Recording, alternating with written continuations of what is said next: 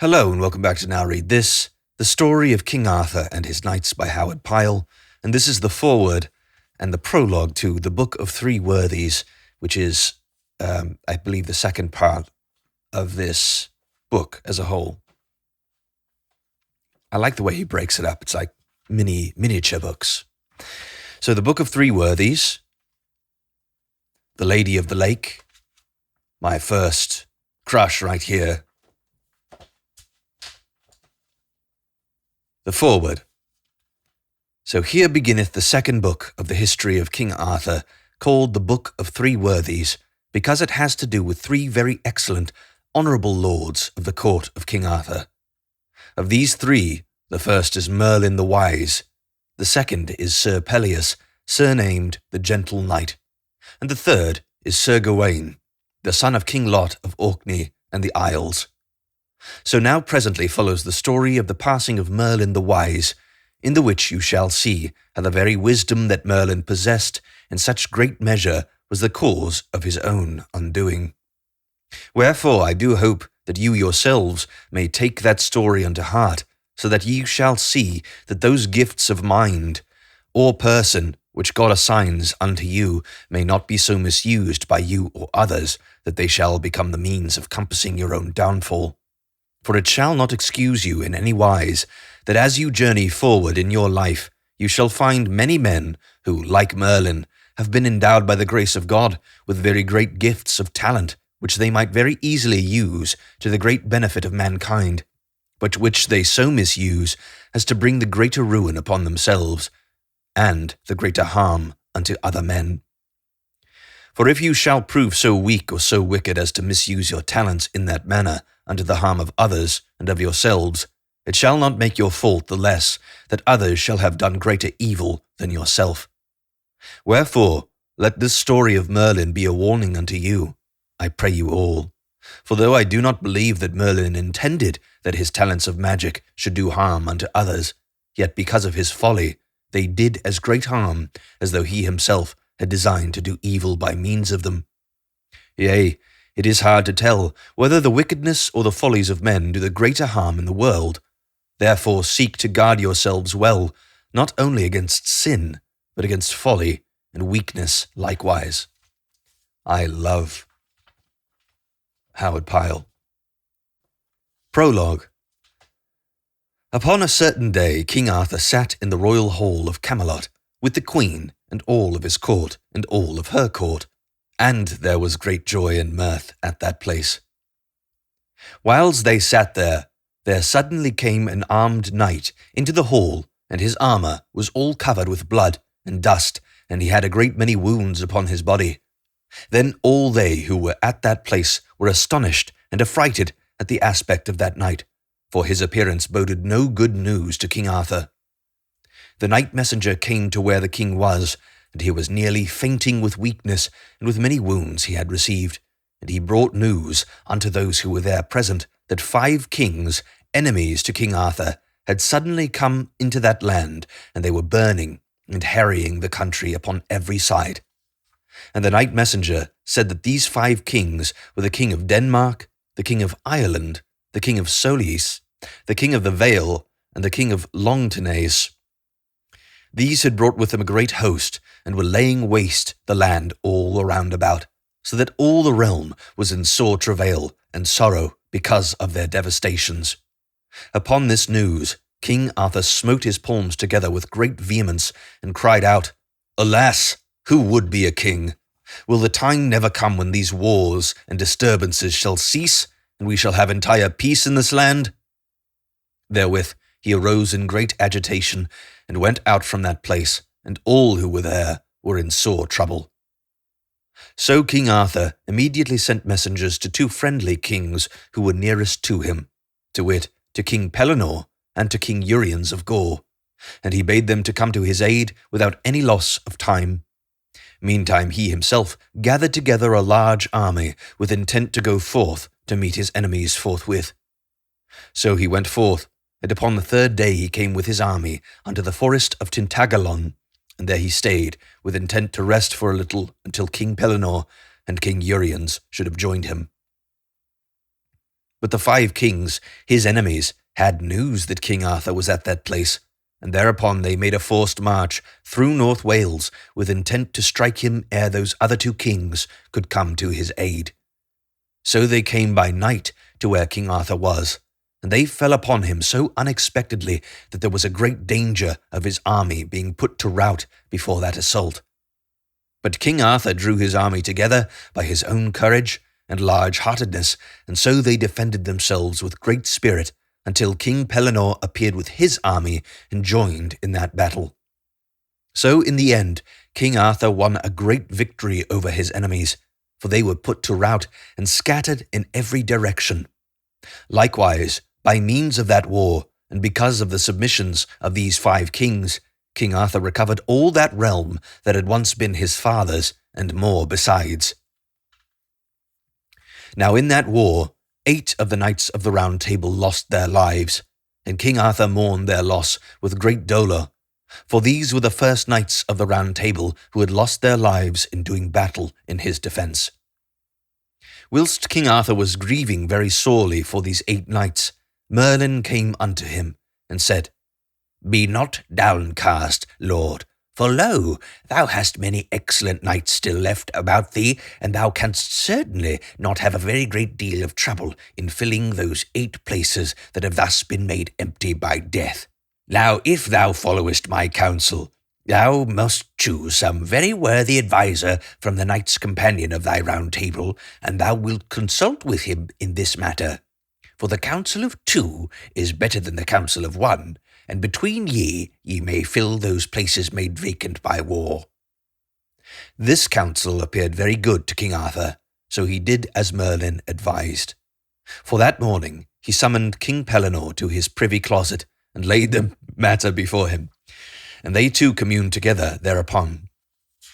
In that consultation King Pellinore advised King Arthur in this wise, that there should be 4 old and worthy knights chosen to fill 4 of those empty seats, and that there should be 4 young and ardent knights chosen to fill the other 4 seats, and in that manner all those 8 seats should be filled. Now that advice appeared to King Arthur to be good, wherefore he said, Let it be that way. So first they 2 chose the 4 old knights as follows. There was King Uriens of Gore, and King Lac, and Sir Hervice de Rule, and Sir Gallia of Rouge.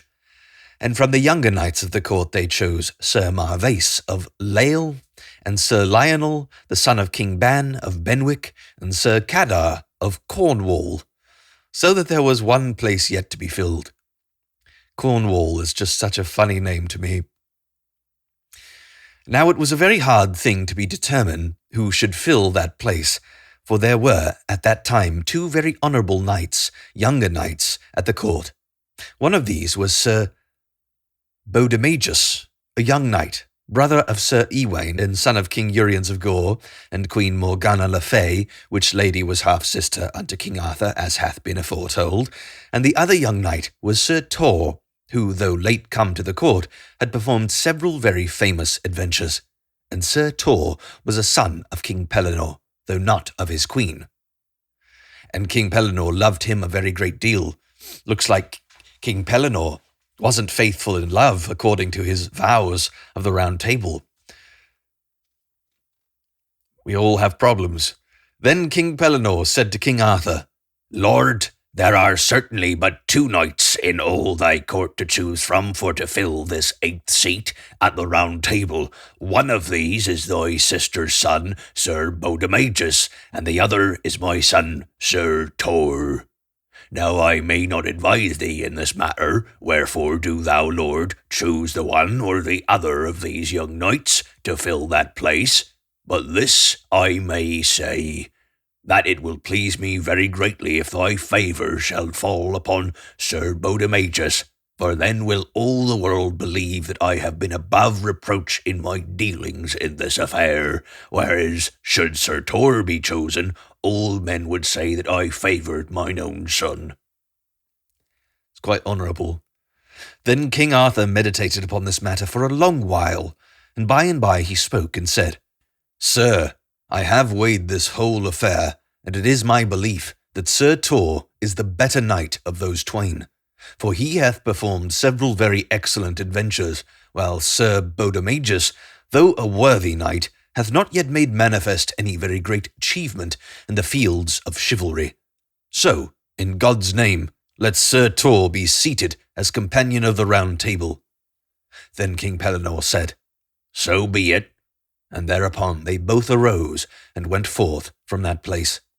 And lo, that very moment the names of those 8 worthies so chosen appeared each upon the back of the seat at the Round Table that appertained unto him. And so the decision of those 2 knights was confirmed in the sight of all the world in that manner.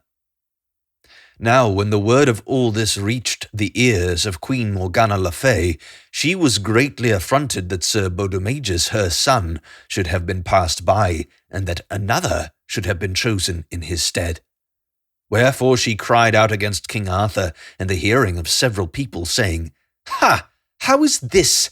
Is blood and kinship of no account in the eyes of this king, that he passes by so worthy a knight as his own nephew? To choose one is not a lawful birth in his stead. Now, my husband's house has suffered many grievous ills at the hands of King Arthur, for lo, he hath taken away our royal power, and hath made us all little better than captives in his own court. This in itself is as great an affront as though we were his bitter enemies instead of his nigh of kin. But this that he hath now done to my son in thus passing him by is a greater affront than that other." Sounds like a real charmer, that one. And Queen Morgana le Fay spake in this wise, not only to King Uriens, who was her husband, but to Sir Ewain, and to Sir Bodomagus, who were her sons. And King Uriens of Gore rebuked her for her speech. For he had grown to love King Arthur very much, because of the high nobility of his nature, and likewise Sir Ewain rebuked her, saying that he would listen to no ill things said of King Arthur, for that not only did he love King Arthur better than anyone else in all the world, but that the king was at once the looking-glass of all knighthood, and likewise the very fountainhead of honour. Based, so spake these 2, but Sir Bodomagus hearkened to what his mother, Queen Morgana, said, for he was very angry with King Arthur, because the king had passed him by. He was very angry, and he agreed with mother, and mother should keep talking about people behind their backs. It's what good women do. They run their mouths. Wherefore, he took his departure from the court without asking leave of King Arthur, and went errant in quest of adventure, and at this King Arthur was very sorry. I wouldn't be sorry, but now, as aforesaid, Queen Morgana le Fay spake her indignation to several other people at the court, so that word thereof came at last to the ears of King Arthur, and grieved him a very great deal. So when Queen Morgana came to him one day and besought his leave for to quit the court, he spake to her with great sadness of spirit, saying, "My sister, I am very sorry that you are not pleased with what I have done in this matter, for God knows that I have endeavoured to do the best of my power. And though I would rather a great deal that Sir Bodomagus were fellow of the Round Table, yet it was my very honest belief that for several reasons Sir Tor had the best right to a seat at that table. Now if I chose otherwise, then according to my right judgment, what virtue would the Round Table have, seeing that I should have shown favour unto a man because of his kinship to me?" Then Queen Morgana le Fay said with great heat, "Sir, all that you say only adds to the affront that our house hath sustained at your hands. For now you not only deny my son that seat, but you belittle him by comparing him to his disadvantage with this low-born knight whom you have chosen. Now the only pleasure that I can have in talking to you is to beseech you to let me go away from this place." Then King Arthur, speaking with great dignity, said, "Lady, it shall be as you would have it, and you shall go whithersoever it pleases you, for God forbid that I should stay you in your wishes. Moreover, I shall see to it that you shall not depart from this place without such a court for company as may very well befit one who is the wife of one king and the sister of another." I would have had her executed for speaking to me in that manner. And so he did as he said he would do, for he sent Queen Morgana le Fay away from his court with great honour and in high estate of circumstance. But the more patient King Arthur was with her, and the more he showed her favour, the more angry Queen Morgana le Fay was with him, and the more she hated him. It often happens when you're nice to people who hate you. They get even more angry because you're heaping burning coals upon their head in the biblical sense. It's satisfying. So she betook her away to an estuary of the sea, and there she dismissed those whom the king had sent with her, and embarked with her own court in several ships, betaking her away to that enchanted isle, hight Avalon, which was her home. This island of Avalon was a very strange, very wonderful place, such as was not to be seen anywhere else in all the world. For it was like a paradise for beauty, being covered all over with diverse gardens of flowers, intermingled with plantations of fair trees, some bearing fruit, and others all abloom with blossoms. And besides these were many terraces of lawns and smooth slopes of grass lying all about the borders of the island, and overlooking the sea from tall white walls of pure marble. And in the midst of these gardens and orchards and plantations and lawns and terraces were a multitude of castles and towers built upon the one above the other, some as white as snow, and others very gay with many colours. And the greatest marvel of that wonderful island was this, that in the midst of all those castles and towers was a single tower built entirely of lodestone. And in that lay the great mystery of that place. For the island floated upon the surface of the water, and that tower of lodestone possessed such a potency that Avalon would float from place to place according to the will of Queen Morgana le Fay, so that sometimes it would be here, and sometimes it would be there, as that royal lady willed it to be. Nor was there a very many people who had seen that island. For some whiles it would be all covered over with a mist of enchantment, like to silver, so that no eyes could behold it unless they were fey. But sometimes it had been seen, as it were a vision of paradise. What time he who beheld it would hear gay voices sounding from its lawns and plantations, very thin and clear, because of the great distance. For no one ever came nigh to Avalon, unless by authority of Queen Morgana le Fay, and he would hear music of so sweet a sort that it was likely that his soul would grow all faint because of that music. Then Avalon would suddenly disappear very marvellously, and he who had seen it would be aware that it was not likely that he would ever see it again. Such was the island of Avalon, and if you would read more of it particularly, you shall find much about it in a certain book written in French and called Jour les Danois. I don't know how to speak French. Queen Morgana le Fay loved this island a very great deal, and it is said by many that King Arthur is yet alive in that place, lying there very peacefully and tranquilly, whiles he awaits that certain time when he shall return unto the world to make right all that is wrong therein. So it is I have told you of it with these particulars at this place.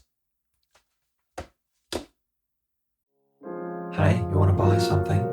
You can check the description for my books and audiobooks. Thank you so much for watching, and don't forget to like and subscribe for more content.